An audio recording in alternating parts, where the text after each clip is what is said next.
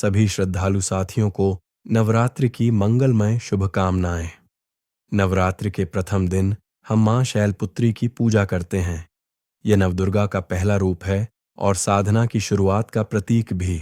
कहा जाता है कि माता शैलपुत्री की कृपा उन लोगों पर विशेष रूप से होती है जिनके जीवन में धन की कमी रहती है, घर में कलह और बेचैनी बनी रहती है। मेहनत तो बहुत होती है पर किस्मत साथ नहीं देती।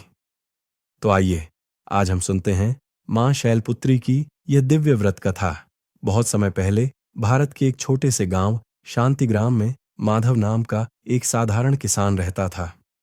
नाम भले ही शांतिग्राम था, पर माधव का जीवन बिल्कुल भी शांत नहीं था। टूटी फूटी झोपड़ी, बीमार मां, भूख से तड़पते छोटे छोटे बच्चे और कठिन मेहनत के बावजूद खाली हाथ लौटता जीवन, यही उसकी सच्चाई थी। मगर इन सब दुखों के बीच माधव का दिल हमेशा एक ही सहारे से धड़कता था, मां भगवती की भक्ति। उसे विश्वास था कि एक दिन देवी उसकी पुकार अवश्य सुनेंगी। नवरात्रि आने वाली थी। इस बार माधव ने संकल्प लिया, मैं पूरे 9 दिन मां शैलपुत्री का उपवास करूंगा और केवल उन्हीं के भरोसे जीवन चलाऊंगा। पत्नी राधा चिंतित होकर बोली, स्वामी, आप पहले से ही इतने कमजोर हैं, खेतों में काम करना मुश्किल होता है और अब 9 दिन उपवास, क्या आप सह पाएंगे? माधव ने शांत स्वर में उत्तर दिया, राधा, अब और सहन नहीं होता। मां शैलपुत्री ही हमारी अंतिम आशा है। उनका सहारा ही हमें इस अंधेरे से बाहर निकालेगा। पहला दिन आया। माधव ने झोपड़ी में एक छोटी चौकी पर माता की मूर्ति रखी, दीपक जलाया और टूटी हुई आवाज में आरती गाई। भूख चुभ रही थी, लेकिन भक्ति उससे भी गहरी थी।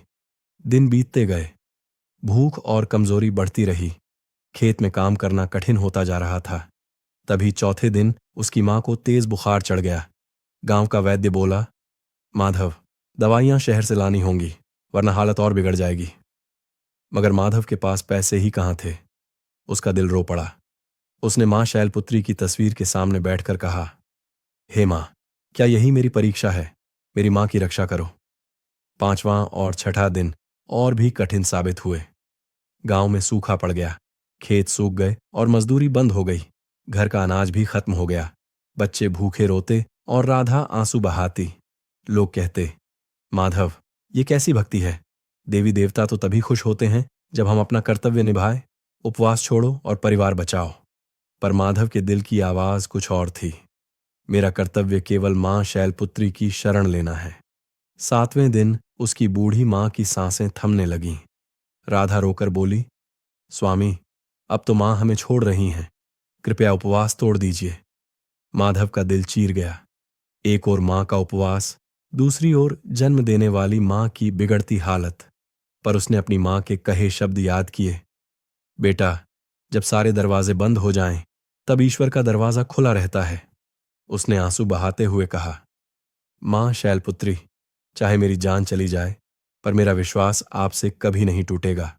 आखिरकार नवरात्रि का 9वां दिन आया। झोपड़ी में मातम सा माहौल था। बच्चों की आंखें डरी हुईं, पत्नी रो रही थी और मां अंतिम सांसें गिन रही थीं। उस समय माधव ने अपनी आखिरी शक्ति जुटाई और पुकारा, हे मां शैलपुत्री, अब तो प्रकट हो जाओ। और तभी झोपड़ी में अलौकिक प्रकाश फैल गया। एक मधुर सुगंध और शीतल हवा ने पूरा वातावरण बदल दिया। प्रकाश के बीच से स्वयं मां शैलपुत्री प्रकट हुईं। उनका तेज चंद्रमा से भी अधिक शीतल था। हाथ में त्रिशूल और कमल था और साथ में नंदी बैल। माधव उनके चरणों में गिर पड़ा। मां शैलपुत्री ने कहा, पुत्र, तुम्हारी परीक्षा कठिन थी, पर तुम खरे उतरे। तुम्हारा विश्वास अटूट है। आज से तुम्हारे घर में कभी दुख नहीं रहेगा।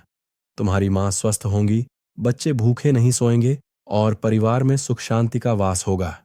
और तुम्हारा यह विश्वास आने वाली पीढ़ियों के लिए प्रेरणा बनेगा। मां ने आशीर्वाद दिया और प्रकाश में विलीन हो गईं।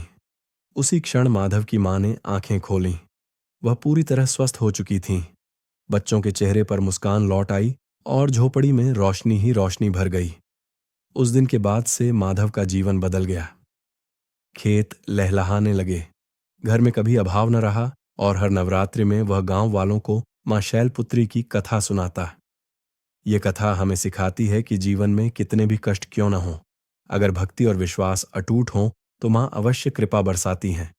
तो प्रिय साथियों, नवरात्रि के इस पावन अवसर पर मां शैलपुत्री से यही प्रार्थना है कि वे आप सभी के जीवन में सुख, शांति और समृद्धि का संचार करें। जय मां शैलपुत्री।